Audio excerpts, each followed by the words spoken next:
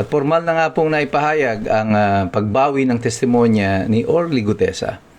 Anong implikasyon ito sa mga nakabinbin na kaso laban kay Martin Romualdez, Zaldico at kay BBM ukol dito sa mga katiwalian na ganap sa flood control projects? Ito po si Attorney Mike Operario, pag-usapan natin yan. Noong April pa lang po, noong 2026, ay nagpahayag na po si Mike Defensor na itong si Orly Gutesa ay pinipilit na pumirma ng panibagong affidavit at naglabas siya ng video na kung saan magkausap si Orly Gutesa at ang kanyang asawa. At eksakto doon sa salaysay na pinirmahan ngayon ni Orly Gutesa, sinasabi doon sa conversation na yon na pinipilit siya na sabihin na kasinungalingan lahat yung kanyang unang sinabi at siya ay pinilit at pinangakuan ng ayuda o ng reward nitong sila Mike Defensor at saka ni Senator Rodante Marcoleta. So hindi nakagulat-gulat na ngayon ay formal nang lumabas ito. Ang silver lining lang dito o yung maganda lang dito sa nangyari nito kay Orly Gutesa, at least alam ng pamilya niya at ng ibang mga sumusuporta sa kanya na buhay pa si Orly Gutesa. Kasi kung matatandaan ninyo, pagkatapos niya magtestimonya sa Senado na wala na itong si Orly Gutesa, hindi na malaman ng mga tao, ng kapatid ng kanyang pamilya kung nasa saan siya. Ayaw aminin ng gobyerno na hawak nila si Orly Gutesa. At umugong na lang ang balita noon na siya ay nakuha na nila Martin Romualdez at siya ay nasa kanilang kustodiya. At dahil dito, hindi nakakapagtaka na siya ay maggagawa na nga o lalabas na nga itong formal na statement na ito kasunod ng pagbaliktad ng 4 pa ng mga testigo doon sa flood control. Yun din ang sinasabi, nakasama sila ni Orly Gutesa na nagdi-deliver ng mga pera. Although meron pang may iba daw na natitira mga kaso, ang nakakabahala dito din ay ang mga pahayag ng ombudsman na agad-agaran nilang ninunumbrahan o pinapangalanan si Martin Romualdez sa may pakanan ng lahat ng ito. Although yan din naman ang iniisip ng maraming mga tao, pero ang ombudsman ay ang nag-iimbestiga supposedly ng kaso laban kay Martin Romualdez. Sa kanilang pag-iimbestiga, dapat ay lalabas na sila yung mga impartial kasi hindi pa po na isasampay yung kaso. It's still under investigation by the ombudsman. Now, this goes into the heart of the elements of due process. At dapat po kasi kung ikaw ang ahensya nag-iimbestiga, dapat mag-appear ka na impartial. Ngayon, sa lahat ng mga pahayag nito ng ombudsman, tila magkakaroon ng bala ang kampo ni Martin Romualdez na kung ito man ay tuloy na isampa sa Sandigan Bayan, ay question na nila ang investigasyon na ginawa ng ombudsman.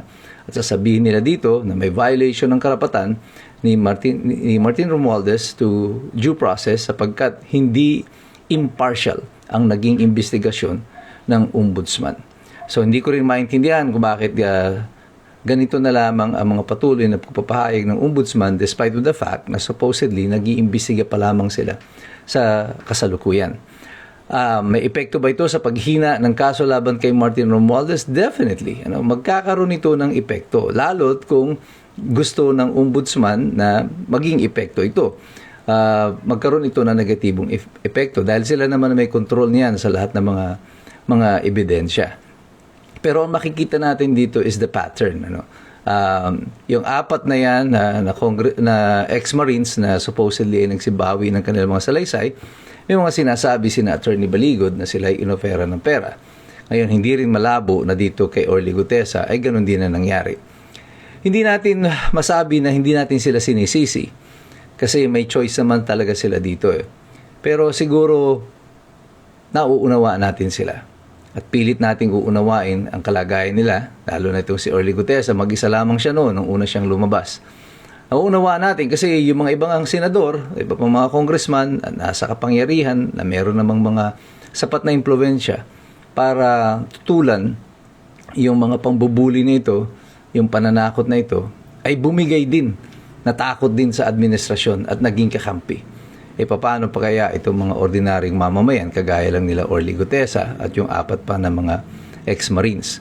Kaya nga paulit-ulit kong sinasabi, kaya patuloy tayo dapat na nagpapahayag ng ating pagtutol sa pang-aubuso na nangyayari sa kasalukuyan. Kasi kung pwede nilang gawin ito doon sa mga matataas na tao sa lipunan, Ano ang hindi nila kayang gawin sa mga ordinaryong mamamayan kagaya natin, kagaya ni Orly Gutesa at nung 4 na ex-Marines?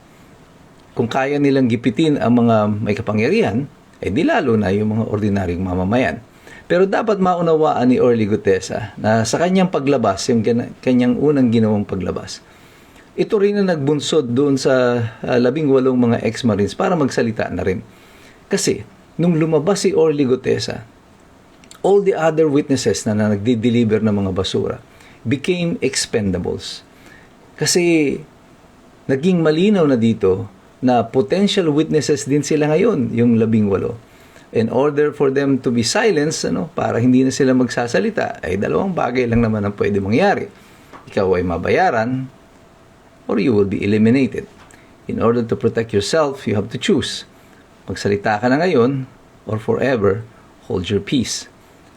Nung nawala si Orly Gutesa, biglang nagsulputan na itong 18 Marino, hoping that magkakaroon ng mas malinaw na investigasyon ukol dito o that yung mamamayan siguro will react to it at magkaroon ng indignation, ng pagkasulasok ng ating kalooban dito sa totoong nangyayari sa ating lipunan. Pero sadly, although meron tong epekto sa marami, sa tingin ko hindi pa naging ganap yung repulsion, yung pagkasulasok ng damdamin ng mga Pilipino despite of the fact na naririyan na nagsusumigaw sa harap natin ng mga ebidensya. Kagaya na ngayon, na kung bakit itong mga testigo nito nagsisibaliktad ng kanilang mga testimonya, halos lahat ng Pilipino na may matinong pag-iisip, alam nila ang tunay na dahilan dito. Alam nila kung sino ang ginigipit at bakit nagsisibigay o bumibigay na itong mga tao na ginigipit. At ito ay isang larawan ng kung ano ang klase ng lipunan na meron tayo sa kasalukuyan. No good deeds goes unpunished. Yung mga mabubuting gawa, yun ang pinarurusahan. Yung mga nasa kulungan, yun yung mga nagsasalita. Yung mga ginigipit, yung mga nagiging testigo laban sa katiwalian. At yung mga tiwali, silang namamayagpag, sila pa yung nagpo-prosecute, at sila pa yung patuloy na nakikinabang habang ang taong bayan patuloy na naghihirap, nakalubog sa baha ng kanilang mga kasalanan. Pero tayong lahat, ang lahat ng iskumbro, ang bawat Pilipino, patuloy tayong makikilahok dito sa usapin na ito. Patuloy tayong magmamasid, patuloy tayong mag-aaral. Kasi alam nating lahat, mahirap makialam ang taong walang alam. God bless you, God bless us all. Mabuhay ang Republika ng Pilipinas. We are the resistance.